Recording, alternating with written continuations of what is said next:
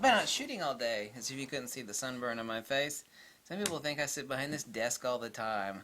No, girlfriend, I've been out shooting all day. Uh, I make so many objective videos about Nikon and Fujifilm, lighting in general. Everybody keeps saying it's about lighting. No, it's about lighting control. It's like having 1,000 cattle and not having a fence around them. It's like, I got lots of cattle. It's like, where are they? I don't know. They're out there. It's like, well, you got no control over them. Made a lot of objective videos about a lot of different topics. I'm going to make a purely subjective video. And I once remember, I never forget it, making a recommendation to a guy at a camera store when I used to work there. And even back then, I owned and stroked more I said stroked, right? Stroked more camera. I did that to make you laugh. Stroked more cameras than God. And I made a recommendation on something based upon his budget and preference. Every time someone asks me a question about a camera lens, it's like, what are you going to use it for and what's the budget? So it's like, what's the best camera lens? What are you going to use it for? What's the budget? And nobody ever answers that for some reason. They just don't. It's like, what are you going to use it for? What's the budget? And I made a recommendation on something, and he said, well, that's just your opinion. You've heard that one before? I said, you know what?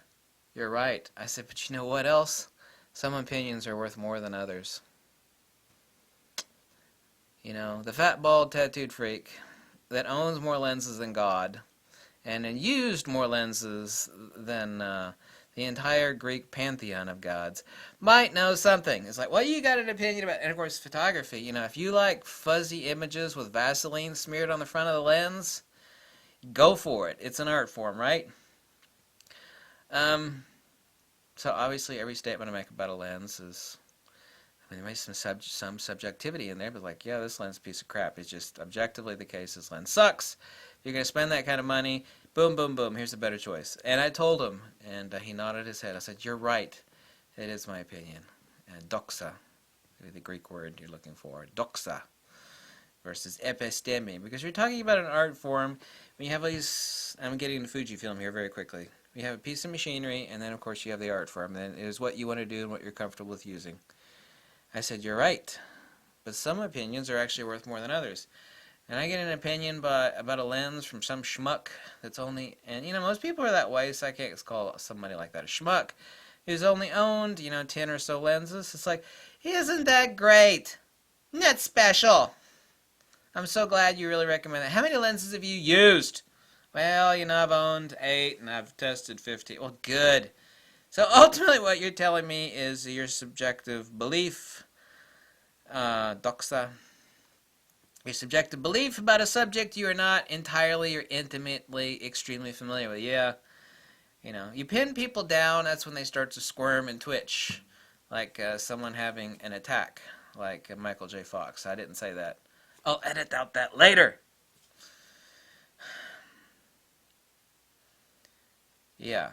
So, this is my subjective video on the Fujifilm XT2.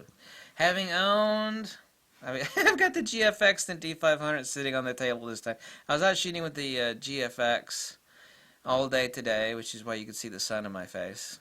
I was out shooting with the D500 last week for 2 days.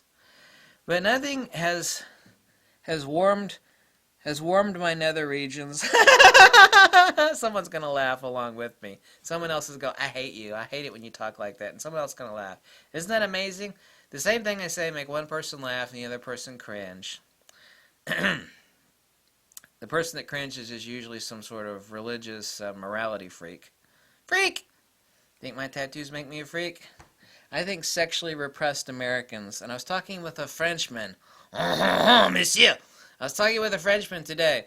And the Frenchman says, Americans are the problem.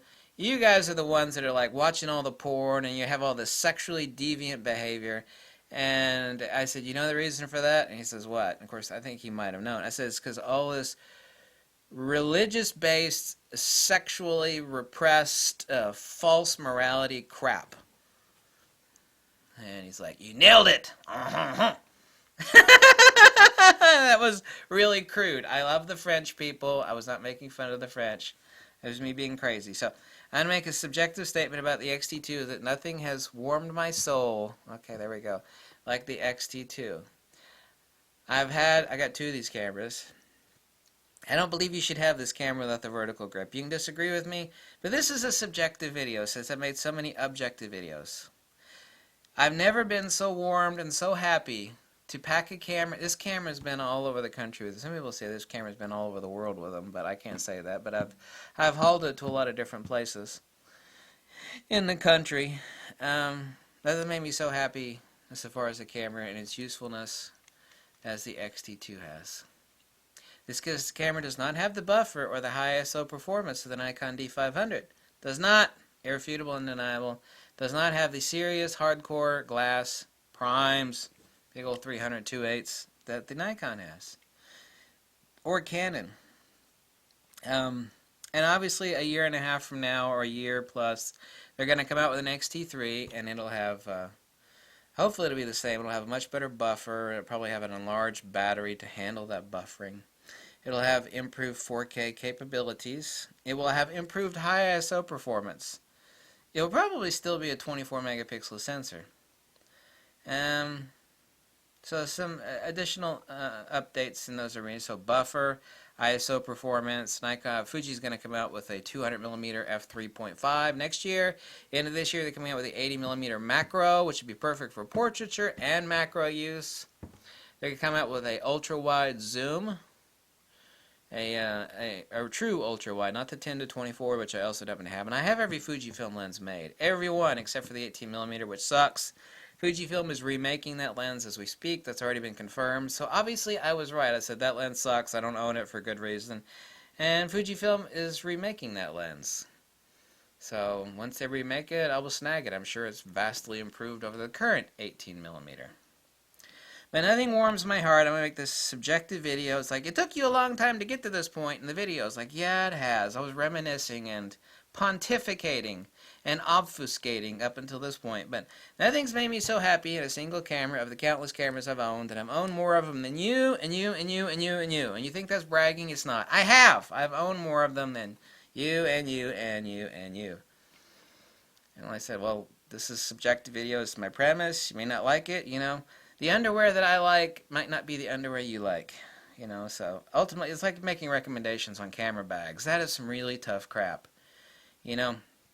The camera bag that fits the fat, stocky guy and I'm comfortable with is not going to be the camera bag that fits, you know, some skinny chick, you know, or some other dude. So that's very, very hard to make really useful objective recommendations on camera bags.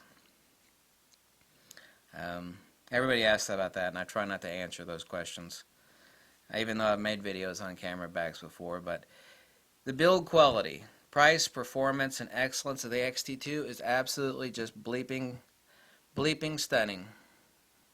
Very, very, ultimately incredibly impressed. It is a legendary camera.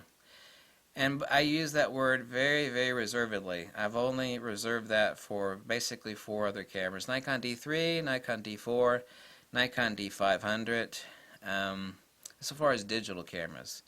D3, D4, Nikon D500, the D700, people say, what about the D700? Well, D700 is just like a baby D3. It does render different, but I can't include that. Because what I deem as legendary, as far as the camera, has to fulfill a lot of different criteria to make it a legendary camera. I've got 2 of them right here. Nikon D500 and a Fuji XT2. 3 of my 4 favorite cameras now, 3 of those are Fuji. That's GFX, XT2, X100F. Even though I hate the position of the Q button, I mean, they stuck that crap in the wrong place. Dumb! Dumb, dumb, dumb, dumb.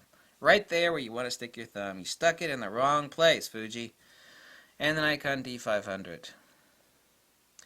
So actually, 3 of my 4 favorite cameras right now are right here. So that's the XT2. There's no such thing as a perfect camera. It's not.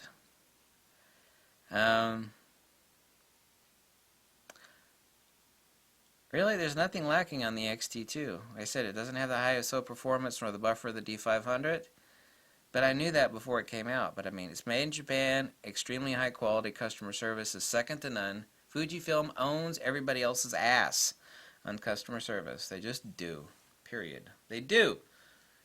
And that's it. Fujifilm does not pay or endorse me in any way, shape, or form. This is the best camera, and this video is subjective, so feel free to disagree with me. I did name it like 3 weeks ago, absolutely the best all-around camera, period. And that's a video I made like a month ago, basically. The best all-around camera, period, period, period, period. And I use those words emphatically and specifically, all around. If I were to be shooting sports or action or wildlife, I would grab the D500. But I said all-around camera. The XT2 is no slouch for sports and action, but it doesn't have the glass and it doesn't have the buffer, and it's not going to be the best camera for shooting ultra low light, gritty, like clubs at night, like, you know, somebody's rocking on stage and just the club is darker than, you know, a well digger's butt. You know, it's not the camera to grab. It doesn't have the high ISO performance for that sort of gritty, crappy, ultra low light shooting. It's plenty good enough, but it's not what I would grab. It's like, hey, let's go shoot a dingy club that's darker than hell. I want to grab the D500. That's just it. Grab the D500 for damn good reason. So when I say all around, I mean all around. So this is the camera that's impressed me the most of any camera that I've ever had in my hands. And that includes film cameras. I got a strong love for my old 6.7 Pentax, which I don't have anymore. I had a pair of those, a pair of Nikon F4Ss, which I fell in love with. I had a Calumet 4x5. I owned a couple Leicas, owned a Hasselblad, owned a couple Mamiyas. That was the days of film. And nothing's impressed me as much as the XT2. I said it. This video is subjective. Feel free to disagree. Thank you so much for watching. If you like this video, you can make a kind donation. Tell me you jump off a cliff. You know, send me a rotten flounder in the mail. Don't do that. The post office would probably sue you. I think I heard someone doing that once, and the post office went after him. So don't send me a rotting flounder in the mail. You could leave like a bag of poo on my doorstep maybe, but I wouldn't like that either.